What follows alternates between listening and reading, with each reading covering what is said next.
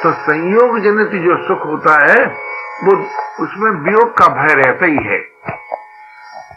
एक बार डॉक्टर श्रीमाली, जो कालूराम श्रीमाली, जो आजकल हिंदी विश्वविद्यालय के शायद वाइस चांसलर हैं, उस समय उदयपुर में ट्रेनिंग कॉलेज के प्रिंसिपल थे। तो अमेरिका से मनोविज्ञान की बड़ी अच्छी डिग्री लेकर आए थे, ऐसा मुझे बताया गया। और पंडित लक्ष्मीलाल जोशी जी जो है वो डीपीआई थे, मैं उनके यहाँ ठहरा था। तो उनको एक विनोद सूझा, तो कहा देखो आज कालूराम जी को बुलाते हैं, श्रीमाली जी को, वो तो बहुत पढ़े लिखे हैं, आप बेपढ़े हैं, तो दोनों की बातचीत कराएंगे। अच्छी बात बुलाइए साहब। वैसे तो आप समझते हैं कि प्रिंसिपल और डीपीआई डायरेक्टर एक समान पोजीशन के आदमी होते हैं, आपस में मेल मिलाप होते हैं। फिर वो आ गए तो कमरे में बैठे हुए थे, भोजन से पहले भोजन में बुलाया कि आज आप आए हैं भोजन कीजिए। तो उन्होंने ये प्रश्न रखा हमारे सामने कि जीवन में ईश्वर की कोई आवश्यकता नहीं मालूम होती। ये नहीं कहा कि ईश्वर नहीं है, उन्होंने कहा जीवन में ईश्वर कोई आवश्यकता नहीं मालूम होती। तो हमने कहा, श्रीमाली जी ने प्रश्न रखा, हमने कहा मुझे तो जीवन में ईश्वर ही की आवश्यकता मालूम होती, क्योंकि मैं तो दुख से आगे बढ़ाता, वो सुखी थे। तो बोले क्या? हमने कहा संयोग की दास्ता और वियोग का भय मिट सकता है क्या किसी प्रकार से? किसी परिस्थिति के आश्रय से, किसी योग्यता के आश्रय से, किसी सामर्थ्य के आश्रय से संयोग की दास्ता और वियोग का भय मिट सकता है क्या? कौन कहेगा मिट सकता है? ये नहीं कहता हूं। तो मैंने कहा कि उन्होंने मैंने कहा देखो, लोक से अतीत यानी सृष्टि से परे ईश्वर की बात कही जाती है ना, बल्कि ईश्वर की बात तो और एक बीच में होता है, यह से परे मैं और मैं से परे है। यानी अध्यात्म जीवन के अंत में ईश्वरवाद आता है। एक भौतिक जीवन, एक अध्यात्म जीवन, एक आस्तिक जीवन। तो भौतिक जीवन है विश्व के साथ अभिन्नता करके, उसकी सेवा में रत होकर के आत्मख्याति पाना है। और उसके बाद अध्यात्म जीवन अचाह होकर के अपने में संतुष्ट होना, और उसके बाद आस्तिक जीवन प्रेमी होकर के प्रेमास्पद को पाना। तो मैंने कहा कि मुझे तो ईश्वर ही की आवश्यकता मालूम होती है। यानी अध्यात्म जीवन से भी संयोग के दास्ता वियोग का भय मिटता है, तो उसमें भी तो एक दृश्य से अतीत के जीवन की बात हुई ना, उसका नाम मैं रख लिया। तो अब जब मेरी आवश्यकता है तो मैं तो ईश्वर को ही स्वीकार करूंगा ना। तो ये नहीं मैं कह सकता कि उन्होंने मेरी बात को मान करके और कहा हाँ आप ईश्वर मानने की जरूरत है। ये तो वो सुना चुप रहो गए, कोई बात विवाद तो था ही नहीं, हार जीत तो कोई थी नहीं, कोई सिखाना सीखना था ही नहीं। एक मैत्री भाव से बातचीत हो रही थी। फिर हम लोगों ने भोजन किया, फिर उन्होंने हमको अपने कॉलेज में बुलाया। जब कॉलेज में बुलाया तो चूंकि प्रिंसिपल थे, ट्रेनिंग कॉलेज था, तब उन्होंने अपने साथियों से और विद्यार्थियों से ये कहा कि आप लोग स्वामी जी से जीवन की समस्याओं पर बातचीत कीजिए। स्वामी जी ने जीवन की अध्ययन किया है। तो कुछ उनको अच्छा लगा, तभी तो बुलाया, नहीं क्यों बुला? तो मैं ये निवेदन कर रहा था कि अपनी कल्पना करें किसी भी दृश्य की, किसी भी परिस्थिति की, क्या उसमें स्थिति सिद्ध होगी? ये हमको बड़े बड़े मनोराज्य हुए हैं। आजकल कोई साधक ऐसे कहने को तो राजी है नहीं, होते तो सबको होंगे, पर हमको हुए हैं। तो किसी भी मनोराज्य से ऐसा नहीं पता लगता कि अच्छा जब ऐसा हो जाएगा अब कोई अभाव नहीं रहेगा। ऐसा है क्या? तो या तो ये मानो कि हम अभाव में पीड़ित रहने के लिए पैदा हुए संसार में, जी, तो ये मानव संज्ञा तो ही नहीं, ये तो भोग की संज्ञा हुई। जबकि हमारे सामने भोग के साथ साथ योग का भी प्रश्न है।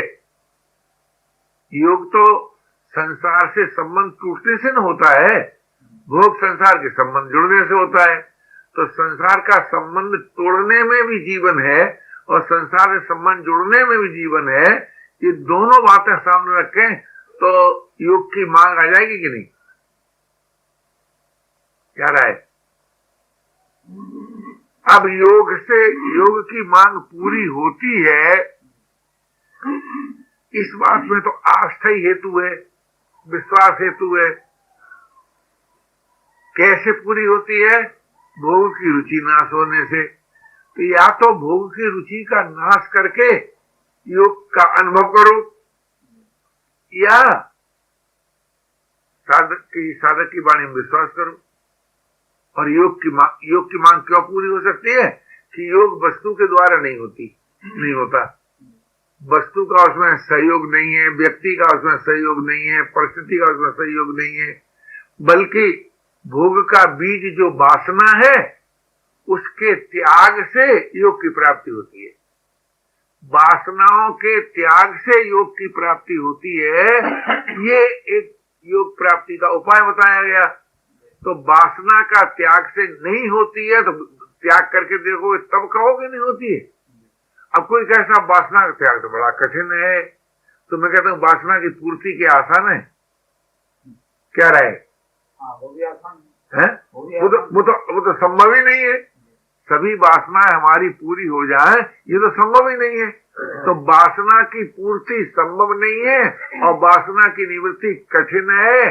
तो कठिन से असंभव की अपेक्षा कठिन ज्यादा सगम पड़ी कि नहीं? ये इन एक तरफ तो निर्णय हुआ कि तो असंभव है,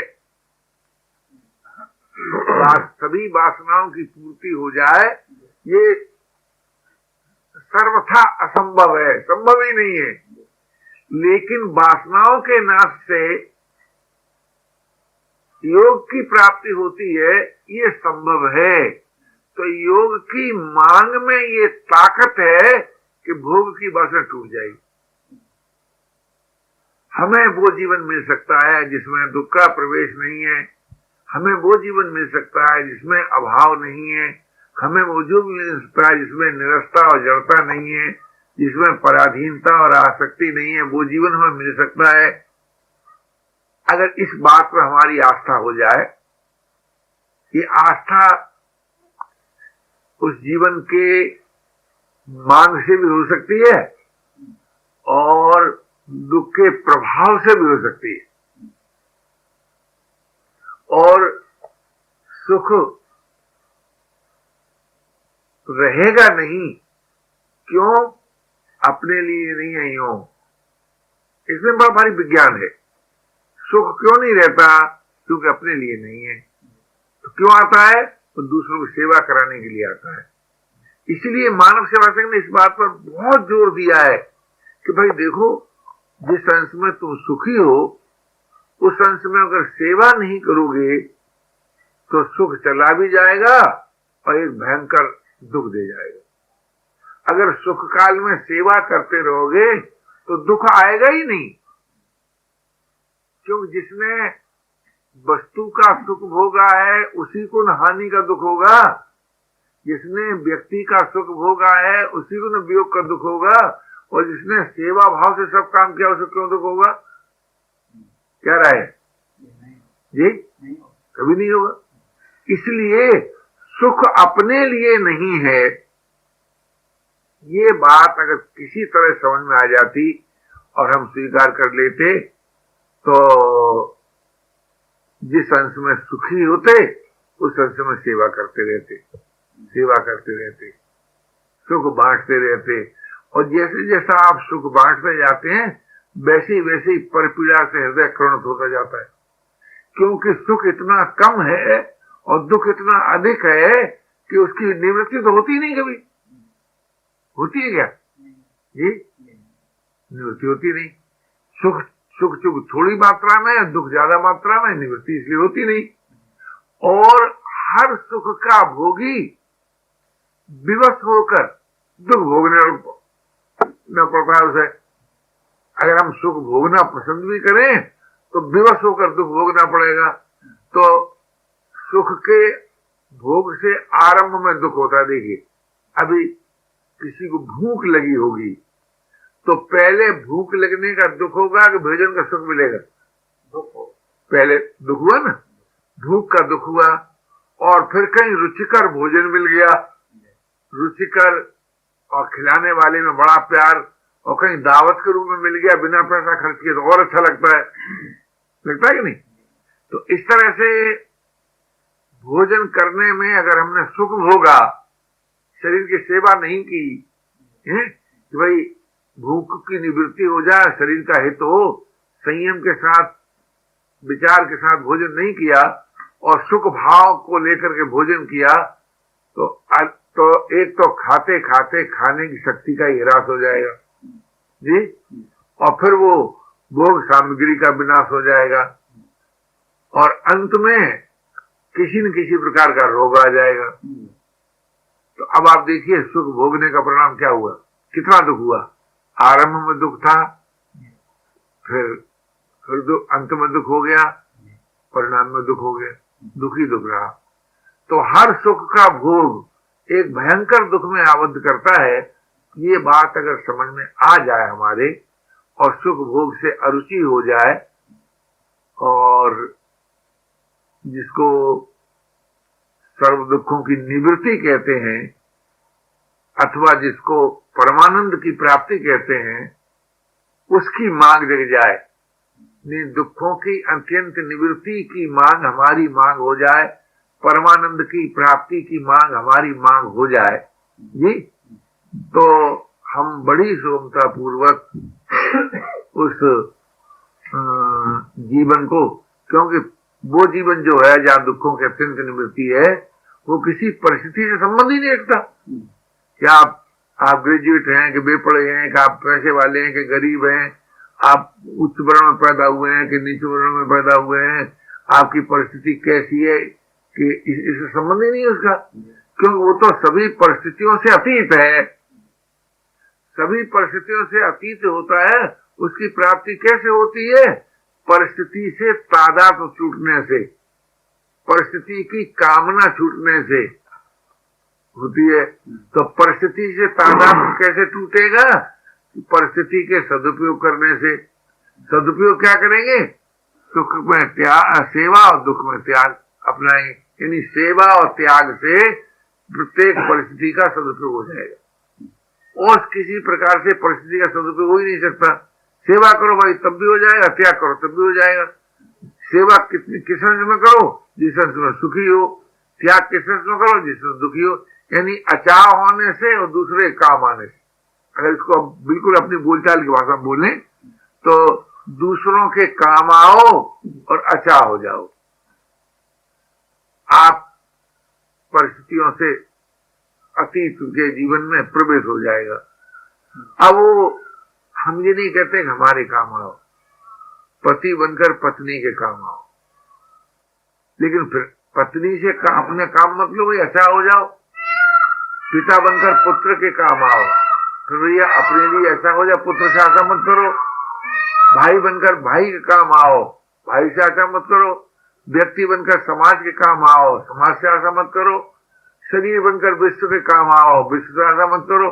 और जीव होकर प्रभु के काम आओ, प्रभु से ऐसा मत करो। दूसरों के काम आओ और अच्छा हो जाओ। ये बात आपको कैसे मालूम होती है? बहुत अच्छा, सिद्धांत तो मिल गया। अब औषधि का पता चल गया, रोग का पता चल गया। अब भाई आरोग्यता, तो जब सेवन करेंगे तो आरोग्यता भी प्राप्त हो जाएगी। पथ्य पूर्वक औषधि का सेवन करेंगे तो आरोग्यता प्राप्त हो जाएगी।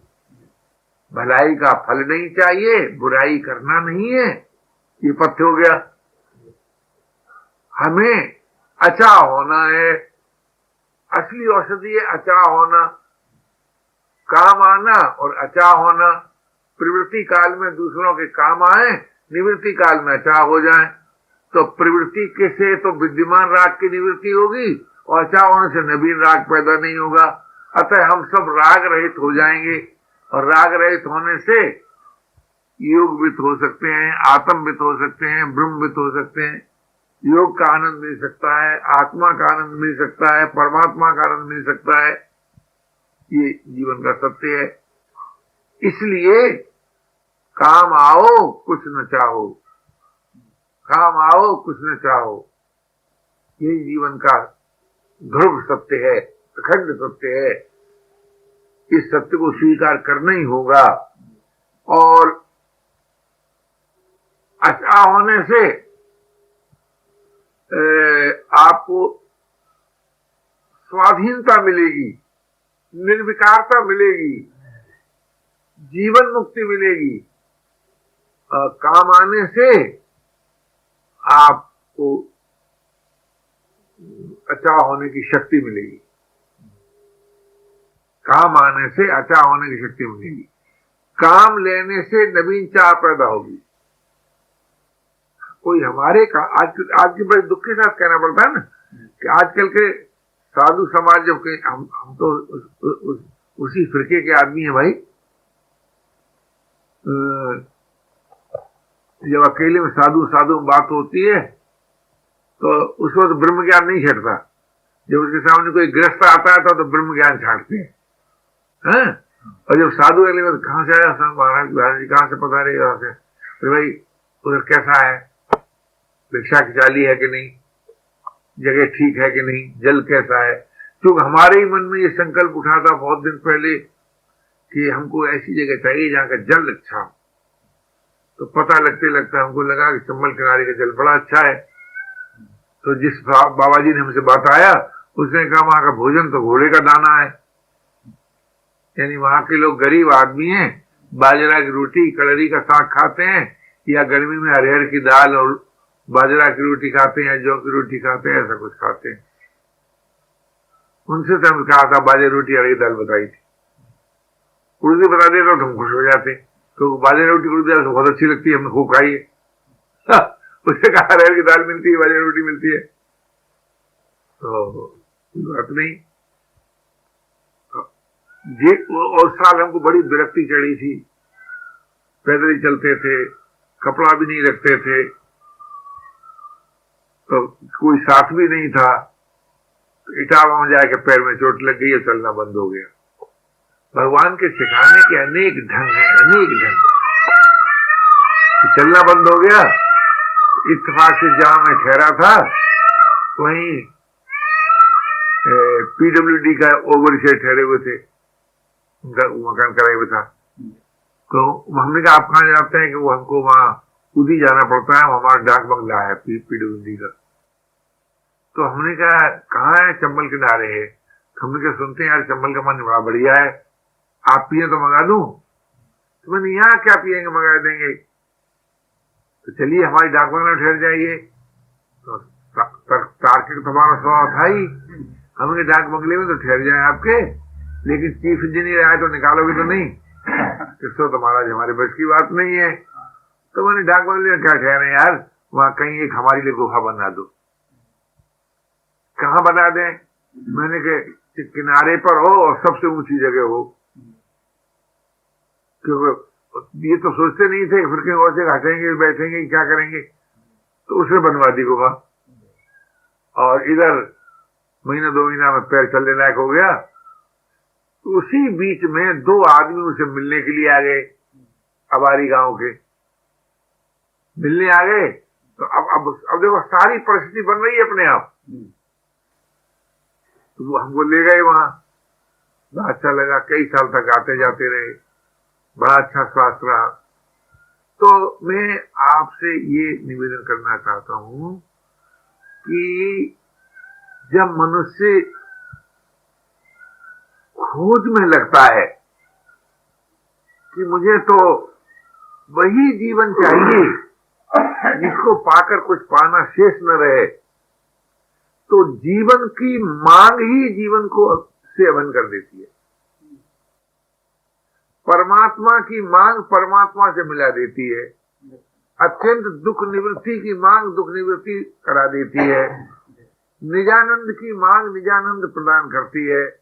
तो हमारा पुरुषार्थ क्या रहा कि हम अपनी वास्तविक मांग का ठीक ठीक अनुभव करें और उससे निराश न हो।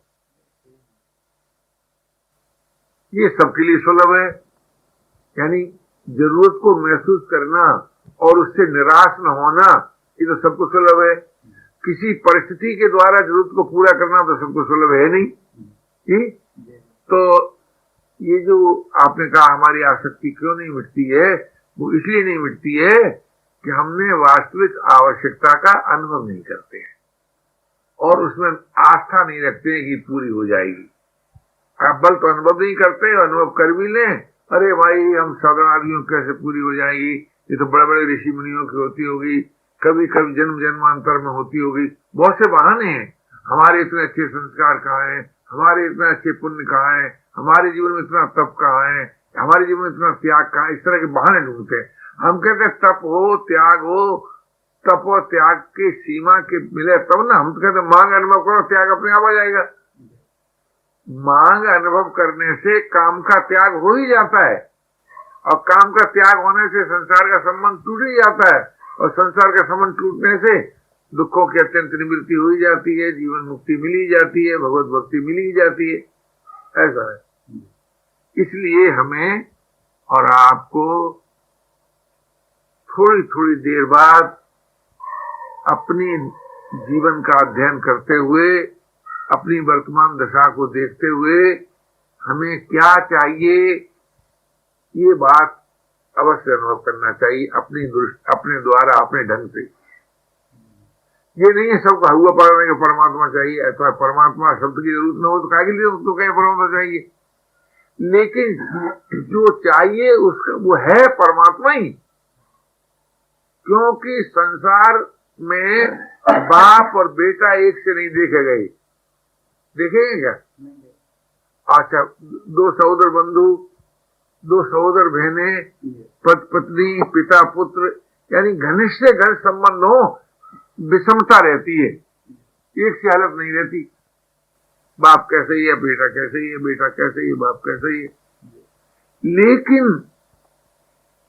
उस जीवन में जिसमें कि विषमता नहीं है, वो संसार के संबंध टूटने से प्राप्त होता है, संसार का संबंध तोड़ने से, और कुछ नहीं। और संसार का संबंध टूटता है ज्ञान से और सेवा से। जिनसे राग है उनकी सेवा करो और बाकी ज्ञान पूर्वक अच्छा हो जाओ। और संसार का संबंध बल से तो टूटता नहीं है, ज्यादा पढ़ने लगने से टूटता नहीं है, निज ज्ञान से टूटता है या सेवा करने से टूटता है। हमने जो देखा प्रैक्टिकल रूप से ऐसा लगता है। और भाई उस जीवन की मांग तो महत्व पुरुषों के संपर्क से ज्यादा सबल होती है, क्योंकि हमको भी तो किसी के संपर्क से ये बात पैदा हुई ना कि सबसे बड़ा जो सुख है वो उसी को मिलता है जो साधु हो जाता है। हमने साधु होना शब्द सुना था, त्याग बैराग अनुराग ऐसा नहीं सुना था। तो साधुओं के पास जाने लगे, एक साधु मिल गए, उन्होंने कहा भजन किया करो। हमने कहा भजन क्या होता है भाई? कि राम राम को हमने सुन रखे थे आर्य समाज के लेक्चर। हमने कहा राम राम में हमारा विश्वास नहीं है। तो महात्मा नाराज नहीं हुए, नहीं डांट देते हमारे ये स्वभाव को देखो। अच्छा, आप थोड़े डांटते हैं, हम तो डांटते हैं, वो हम डांट देते। अच्छा क्या भैया तुम्हारा ईश्वर में भी विश्वास नहीं है?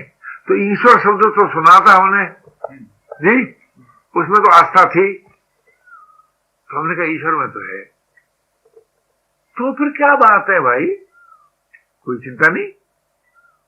तुम ईश्वर को मानते हो? मानता हूं। तो उसकी शरणागति स्वीकार करो। अभी नहीं कहा कि नाम लोग ध्यान करो कि मंत्र जपो, नहीं, हम तो शायद इनकार कर देते जी। तुम उसके हो जाओ। शरणागति का मतलब होता है उसका हो जाना। हे प्रभु मैं तेरा हूं, ये पहला स्टेज है शरणागति का। तुम मेरे हो, ये आखिरी स्टेज है। फल है तुम ही हो। शरणागति का फल है तुम ही हो। पहला स्टेज में मनुष्य का भय नाश होता है, दूसरे स्टेज में प्रेम उदय होता है। तो प्रेम ने प्रीतम के सिवाय किसी को देखा ही नहीं। तो शरणागति का फल है कि प्रभु ही है और कुछ किसी काल में है नहीं, हो सकता नहीं, होगा नहीं, प्रभु ही है करके प्रभु ही है। तो उससे काम चल जाता है भैया। लेकिन भाई खुद की जानो नहीं, दूसरे की मानो नहीं। जो जानो उसका आदर न करो, जो सुनो उसमें विश्वास न करो, जो कर सको उससे बचाते रहो, तो काम बनेगा जी। जो कर सकते हैं उससे पूरी शक्ति लगाए करना होगा ईमानदारी से। जो जानते हैं उसका आदर करना पड़ेगा, जो मानते हैं उसमें विकल्प विश्वास करना पड़ेगा। और ये तीनों प्रकार की शक्तियां आपके पास हैं, करने की भी है, जानने की भी है, मानने की भी है। इन्हीं शक्तियों के द्वारा हम सबको वो जीवन कि जिसको पा करके फिर और कुछ पाना शेष नहीं रहता, मिल सकता है। यानी देखिए, जानने की शक्ति बताई मैंने, ज्ञान, और मानने की विश्वास, और करने की परिस्थिति के अनुसार जो सब बल। तो किसी न किसी अंश में बल है कि नहीं किसी के पास है? और विश्वास और ज्ञान। तो बल के सदुपयोग से, ज्ञान के आदर से और विश्वास से वो जीवन मिल सकता है। इसलिए हम सबको वो जीवन मिल सकता है। मानव सेवा संघ की सबसे बड़ी देन यही है कि उसने ये कहा है कि जो सबसे ऊंचा जीवन है वो सबको मिल सकता है, उससे निराश नहीं होना चाहिए। और उससे भिन्न क्या मिल सकता है पता लगाते रहो। हम समझते कुछ नहीं मिल सकता। जिसको सबसे ऊंचा जीवन नहीं चाहिए उसको तो कुछ मिल नहीं सकता। क्यों? सुख आएगा दुख डाल दे जाएगा, दुख आएगा पराधीन कर जाएगा। तो अभाव से पीड़ित रहना, पराधीनता में आबद्ध रहना, निरस्ता से पीड़ित रहना, ये तो मिलना नहीं ना हुआ जी। क्या अगर आप सबसे ऊंचे जीवन की आवश्यकता अनुभव करें, बड़ी बड़ी सुंदर बात है ये हमारी समझ से साधक के लिए। सबसे ऊंचा जीवन, तो सबसे ऊंचा जीवन कौन सा होता है? जिसका कभी नाश न हो और जो सभी के लिए उपयोगी हो। तो योग का भी नाश नहीं होता, बोध का भी नाश नहीं होता, प्रेम का भी नाश नहीं होता। तो योग बोध प्रेम चाहिए। अब ईश्वर मौजूद है, मिला क्या है? बोले भोग मोह आसक्ति। हम फंसे किसमें? भोग में, मोह में और आसक्ति में। चाहिए क्या? योग बोध और प्रेम। तो भोग मोह आसक्ति की निवृत्ति और योग बोध प्रेम की प्राप्ति हो सकती है। कैसे हो सकती है? कि योग की मांग से। योग की मांग से भोग की रुचि नाश होती है। भोग की रुचि नाश होने से, भोग वासनाओं के नाश होने से योग प्राप्त होता है। और जैसे जब योग प्राप्त होता है तो उसमें बोध और प्रेम रहता है। जैसे भोग में मोह और आसक्ति रहती है, पहले आसक्ति थोड़ी प्राप्त होती है, पहले मोह थोड़ी प्राप्त होता है, पहले बोध प्राप्त होता है। क्या रहा है? तो भोग का परिणाम है मोह और आसक्ति, कि मोह आसक्ति वो अलग स्वतंत्र चीज है। परिणाम है भोग का। तो जैसे भोग का परिणाम मोह और आसक्ति है, वैसे योग का परिणाम बोध और प्रेम है। ऐसा नहीं हो, इसलिए हमको योग चाहिए।